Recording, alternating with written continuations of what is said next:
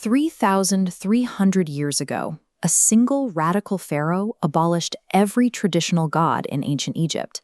He built a massive capital city from scratch in the barren desert. He mandated a grotesque mutation of traditional art. And he provoked such intense hatred that after his death, his enemies quite literally chiseled his face out of history. The name of this erased heretic was Akhenaten. But his enemies made a crucial mistake. By systematically burying his monuments in the rubble of their own temples, they accidentally created a protective time capsule, preserving his radical legacy for the modern world. This is the Great Temple at Karnak. For centuries, Egypt's wealth and political power flowed through complexes exactly like this, controlled by Amen's priesthood. Then a new pharaoh took the throne. He renamed himself Akhenaten, shut down the wealthy temples, and centralized all worship around a single mandatory religion, Atenism. Look at this relief carving. Instead of a human or animal form, the new deity is depicted strictly as the Aten, a sun disk. Its rays reach downward, ending in hands that extend the symbol of life directly to the royal family. This wall mosaic shows how he built his new empire. To construct a new capital rapidly in the desolate desert at Amarna, Akhenaten's engineers abandoned massive stone slabs in favor of smaller, easily manageable blocks called teletat. The enforcement phase was deeply violent.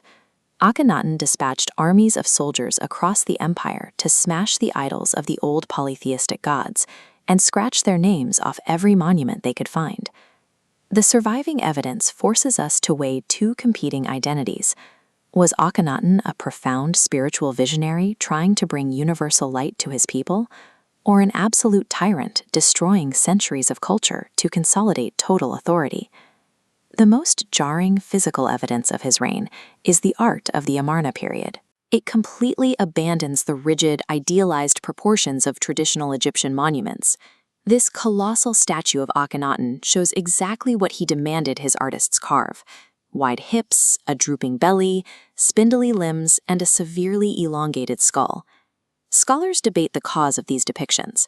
The medical theory suggests Akhenaten actually looked like this, suffering from a genetic condition like Marfan syndrome or the effects of royal inbreeding.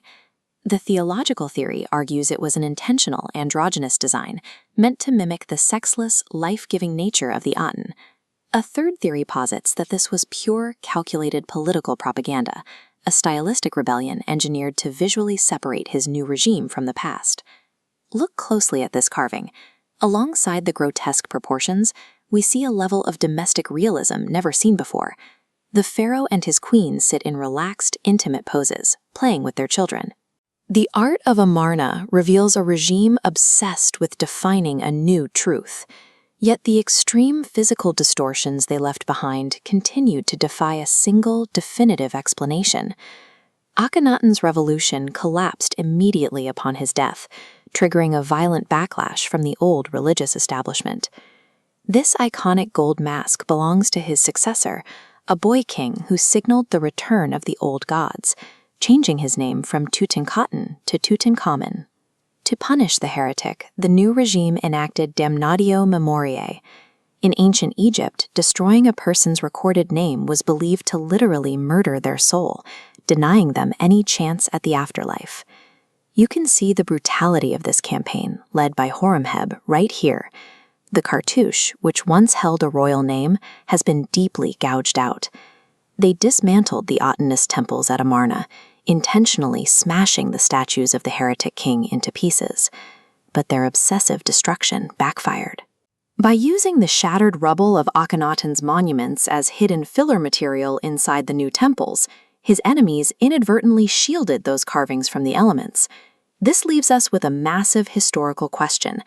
Even though his name was erased, did Akhenaten's dangerous idea of a single creator god secretly survive? The psychoanalyst Sigmund Freud, seen here, famously proposed a highly controversial thesis. He argued there is a direct historical link between Akhenaten's Atenism and the origins of Moses and Judaism. Look at this comparison. When historians place the ancient Egyptian great hymn to the Aten alongside the biblical Psalm 104, They find nearly identical structural phrasing and deep thematic overlaps celebrating a single creator. Scholars remain deeply divided over this. Some see Atenism as the world's first true monotheism.